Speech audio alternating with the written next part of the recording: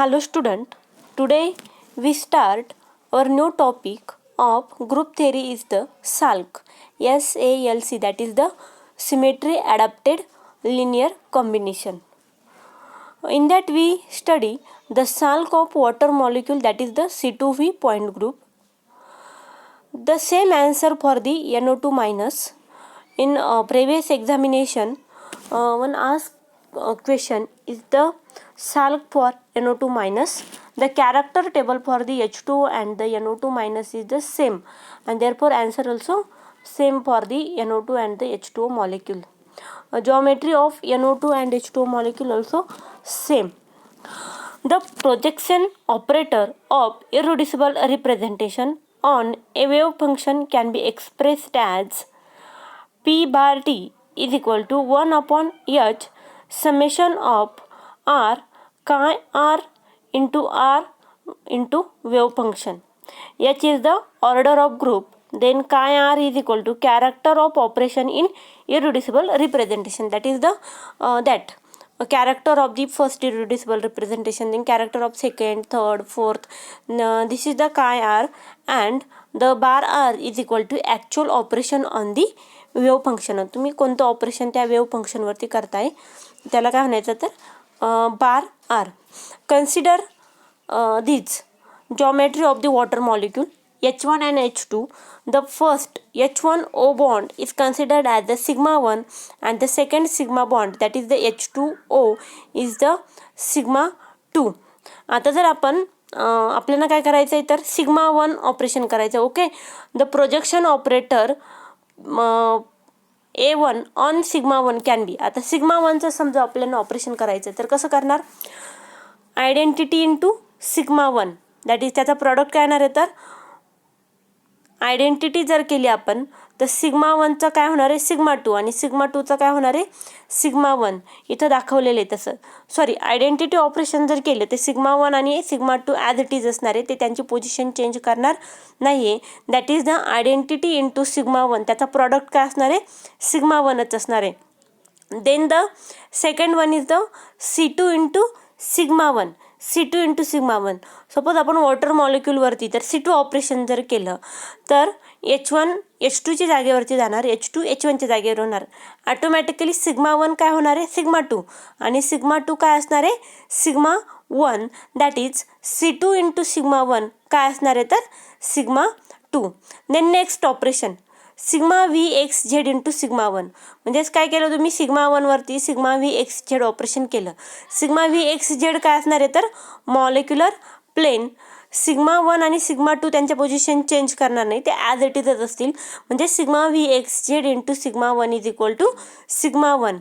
Then next is sigma V Y Z into sigma 1 is equal to sigma 1 आणि sigma 2 त्यांच्या position काय करणार आहे चेंज करणार आहे, कारण सिग्मा व्ही वाय झेड कसं आहे बायसेक्ट करतं. This is the vertical plane and bisect the molecule between two hydrogens and therefore sigma 1 and sigma 2 alters their position.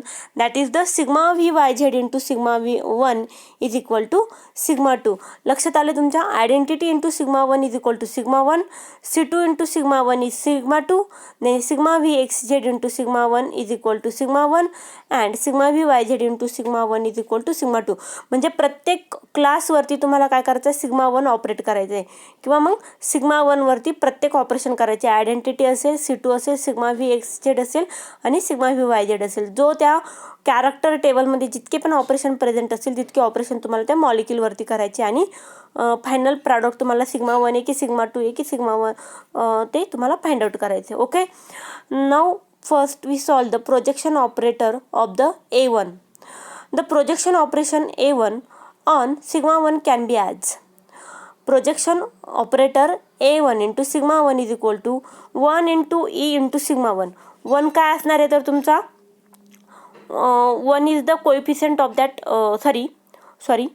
1 is the character of operation in irreducible representation, म्हणजेच A1चे जे काही characters आहे, identity ऑपरेशनचं character, C2चं character, sigma V x z, sigma V y झेडचं character, A1चे सगळे काय असणार आहे तर +1 आहे. A1चे सर्व +1 आहे कॅरेक्टर्स. ओके, म्हणजे सगळीकडे कशाने मल्टिप्लाय करणार आहे आपण 1नी.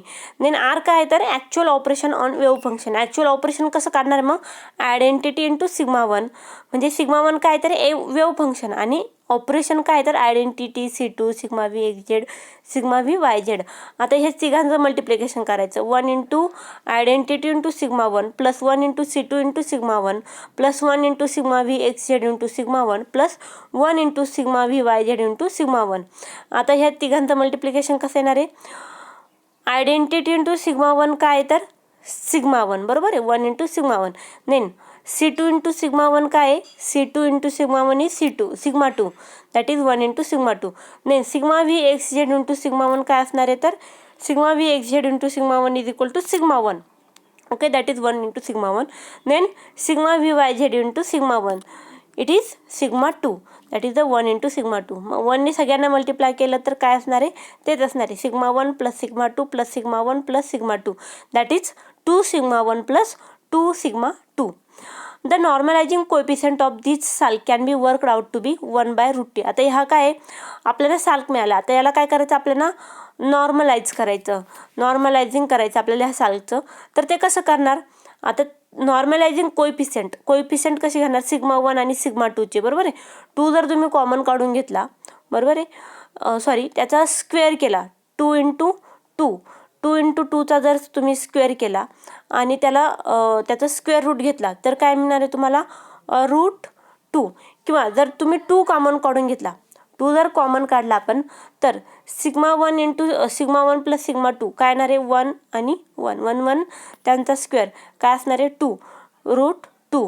The normalising coefficient of this SALC can be worked out to be 1/√2. 1/√2 कसं आलं का, hence the wave function is 1/√2 into σ1 plus σ2. Then the next for A2, the projection operator A2 on σ1 can be as. आता projection operator A2, आता तुम्हाला सर्व same असणार आहे, σ1 then operations सर्व सेम असणार आहे. काय चेंज होणार आहे, फक्त character of the irreducible representation. आता इथे A2 इरिड्युसिबल रिप्रेझेंटेशनचे कॅरेक्टर येणार कोणते, 1 1 -1 आणि -1. मल्टिप्लिकेशन कशाचं करायचं तुम्हाला, identity into 1 into σ1, then C2 into 1 into σ1, then sigma V x Z into -1 into σ1 and sigma V Y Z into -1 into σ1. आता आपल्याला त्याचे आन्सर माहिती आहे, आयडेंटिटी इंटू σ1 काय, σ1, C2 इंटू σ1 काय तर σ2, सिग्मा व्ही एक्स झेड σ1 आणि sigma V Y Z into σ1 काय तर σ2. ओके, देन त्याचा प्रॉडक्ट कसा येणार आहे, 1 into σ1 plus 1 into σ2 minus 1 into σ1 minus 1 into σ2, that is it is 0, कारण 1 into σ1 get cancel, 1 into σ2 minus 1 into σ2 get cancel, that is the projection operator A2 is 0. Then the projection operator for B1 on σ1 can बी.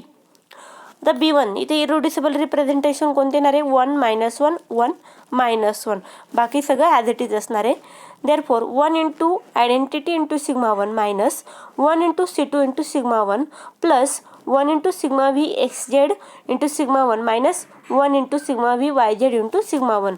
याचा product काय येणार आहे तर σ1 minus σ2 plus σ1 minus σ2, it is 2σ1 minus 2σ2. 2 जर common काढून घेतला तर काय येणार आहे, σ1 मायनस σ2.